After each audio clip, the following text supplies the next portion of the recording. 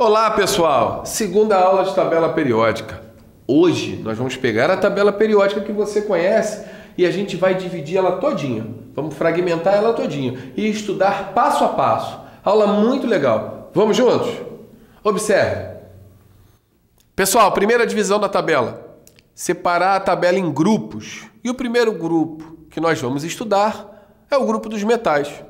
Características dos metais. Apresentam brilho quando polidos.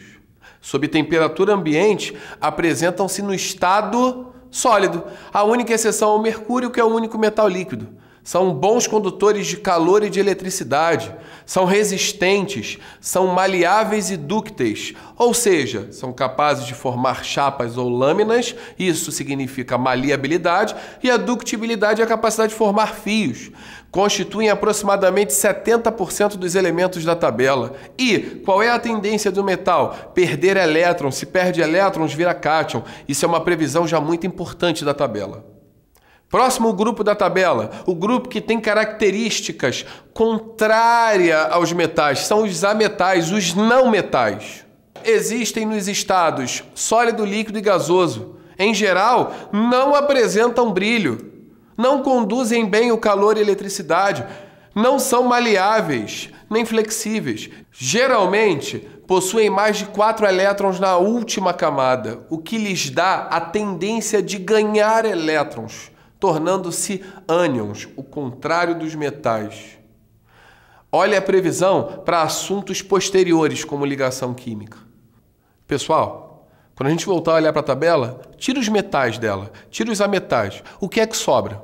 Muito pouca coisa, que é o que nós vamos estudar agora. Se liga.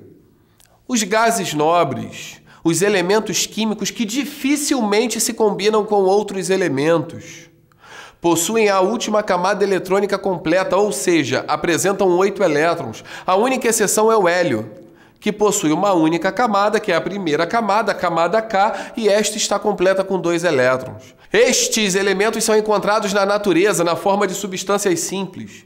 São todos gases nas condições ambientais. Pessoal, pegamos e fizemos uma divisão da tabela em grupos. Separamos os grupos e vimos as características de cada grupo. Perceba uma coisa. Tem um elemento da tabela periódica que está sozinho, tadinho. Não tem nenhum grupo. Quem é? É o hidrogênio. Daqui a pouquinho a gente vai falar dele, tá? Agora, nós vamos pegar a tabela e nós vamos dividir essa tabela horizontalmente e verticalmente. Vamos fatiar essa tabela agora. Começando pela divisão horizontal da tabela. Acompanhe.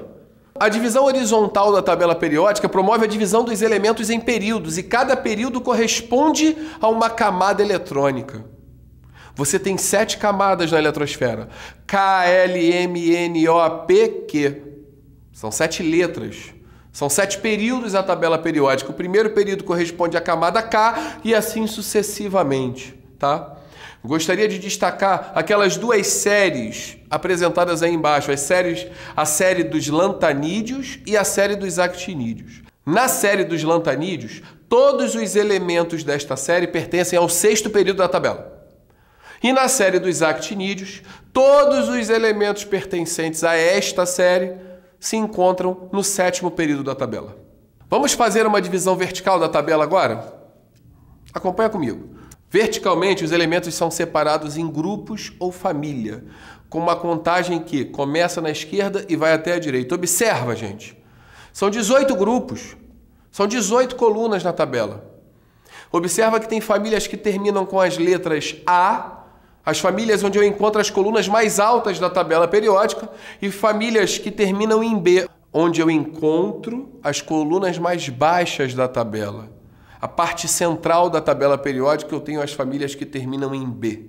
Cada uma das famílias agrupa elementos com propriedades químicas semelhantes, devido ao fato de apresentarem a mesma configuração eletrônica na camada de valência. Famílias A e 0. Os elementos que constituem essas famílias são denominados elementos representativos da tabela. E seus elétrons mais energéticos estão situados em subníveis S ou P. Nas famílias A, o número da família indica a quantidade de elétrons na camada de valência. Tais famílias recebem ainda nomes característicos. Grupo 1, família 1A, família dos metais alcalinos. onde eu tenho os metais que reagem violentamente e que produzem gás hidrogênio em contato com a água.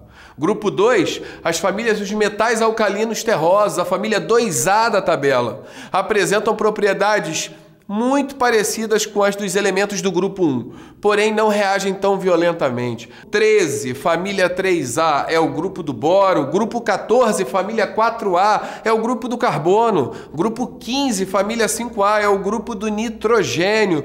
Grupo 16, família 6A, é o grupo dos calcogênios. Grupo 17, família 7A, é o grupo dos halogênios. E o grupo 18 é um grupo importantíssimo, nós já falamos antes, é o grupo dos gases nobres. Observa, tem alguém faltando? Quem é que está sozinho? Quem não tem família, quem não tem grupo, é o hidrogênio. Daqui a pouquinho a gente fala dele.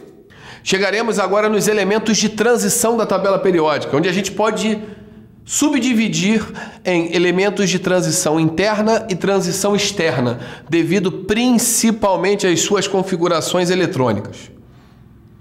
Os elementos que ocupam a parte central da tabela periódica, dos grupos 3B até o 2B, essas 10 colunas, apresentam seu elétron mais energético em subníveis D. Observe, D1, D2, D3, D4, D5 até D10. Os elementos de transição interna são as duas séries, as dos lantanídeos e a dos actinídeos. Suas configurações eletrônicas terminam em F. Pessoal, hoje começamos a estudar a tabela periódica. Fizemos uma divisão em grupos, uma divisão vertical e uma horizontal. Na próxima aula tem mais tabela, hein? Continue estudando. Você vai chegar lá. Dê um clique inteligente. Clique Estude.